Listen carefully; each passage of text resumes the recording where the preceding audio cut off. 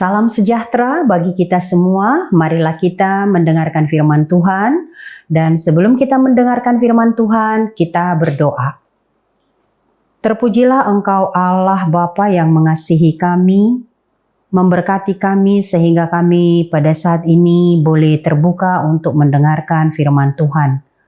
Tuntun kami dengan Roh Kudus-Mu agar hati, pikiran, jiwa kami terkonsentrasi untuk Tuhan. Dengarkanlah doa kami, kasihanilah kami. Amin. Firman Tuhan bagi kita. Bukankah telah kuperintahkan kepadamu, kuatkan dan teguhkanlah hatimu, janganlah kecut dan tawar hati, sebab Tuhan Allahmu menyertai kemanapun engkau pergi. Yosua 1 ayat 9. Tuhan menyertai. Berulang kali Tuhan menyampaikan pesannya, kuatkan dan teguhkanlah hatimu, kepada Musa untuk disampaikan kepada Yosua. Dan kemudian Tuhan sendiri berbicara kepada Yosua untuk kuatkan dan teguhkan hatimu dalam bentuk perintah langsung. Tuhan kenal betul setiap orang yang dipilihnya dan dipersiapkannya untuk menjadi hambanya. Tuhan tidak membiarkan kita berjalan sendiri dalam memikul tugas yang diembankan kepada kita. Sekalipun Yosua telah menyaksikan semua perbuatan Tuhan yang besar sebagai abdi Musa, di dalam dirinya sendiri ada kerapuhan dan kekhawatiran yang tidak terhindarkan. Yosua melihat sendiri bagaimana bangsa itu keras kepala dan memberontak. Yosua harus berhadapan bukan hanya sebagai pemimpin untuk umat yang keras kepala, tapi dia juga harus berhadapan dengan orang-orang asing yang menempati tanah tujuan perjalanan mereka. Disinilah Tuhan memberikan perintah sekaligus janji. Kuatkan dan teguhkanlah hatimu. Sampai 3 kali di perikop ini Tuhan mengatakannya.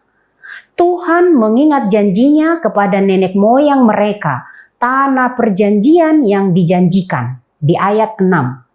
Kuatkan dan teguhkan hatimu untuk bertindak hati-hati sesuai dengan hukum Tuhan. Jangan menyimpang ke kiri atau ke kanan supaya beruntung dan berhasil kemanapun pergi di ayat 7.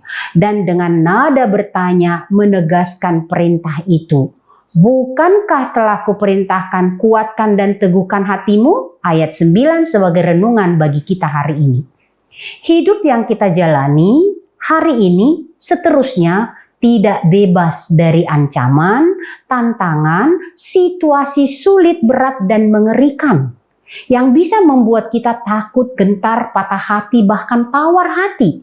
Entah itu fakta atau bayang-bayang, kita harus menghadapinya. Ada resiko yang bisa mematikan dan menghancurkan. Di situasi inilah Tuhan ada menyertai kita. Tuhan sumber kekuatan yang menopang dan meneguhkan. Kekuatan, topangan bukan hanya spirit tetapi juga fisik. Maka tetaplah ingat seberat apapun masalah yang kita hadapi, tetap jaga kesehatan. Makan yang baik. Jaga spirit, hati dengan konsisten berdoa, berelasi kepada Tuhan. Kekuatan mental, keberanian, dan fisik sumbernya adalah Tuhan. Yosua membutuhkan kekuatan, keteguhan hati untuk memimpin umatnya setelah Musa tidak lagi bersama mereka. Tuhan juga memerintahkan kepada Yosua, jangan kecut dan jangan tawar hati. Maka tetaplah berpegang kepada perintah.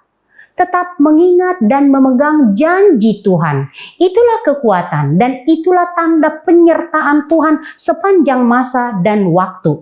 Di setiap tempat dan di setiap keadaan. Ini berlaku bagi kita sekarang juga. Firman Tuhan menjadi pandu, pegangan, perlindungan. Perintah Tuhan menguatkan kita secara utuh baik fisik maupun mental kita. Keteguhan hati, berani menghadapi tantangan. Tuhan berjanji menyertai. Immanuel, itu menjadi kekuatan sejati bagi setiap orang yang percaya. Jangan takut, jangan kecut, dan jangan tawar hati. Kalau Tuhan sudah berbicara, pasti Tuhan sudah bertindak. Mari berjalan bersama Tuhan. Hidup hari ini, besok, dan seterusnya dengan iman dan keyakinan Tuhan menyertai.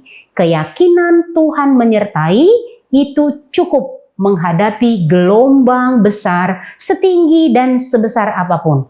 Tuhan lebih besar, lebih kuat, lebih berkuasa atas semua ketakutan yang kita hadapi. Amin, kita berdoa. Terima kasih Tuhan Allah, Engkau mengingatkan dan menguatkan kami dengan perintah-Mu, supaya kami tetap teguh, supaya kami tetap kuat, karena janji Tuhan menyertai. Sekalipun Tuhan kami menghadapi hal-hal sulit di kehidupan kami percaya penyertaan-Mu adalah kekuatan bagi kami. Bahkan ketika hati kami kecut dan tawar, Engkau mengingatkan kami supaya kami berpegang kepada perintah-Mu, berpegang kepada janji-Mu.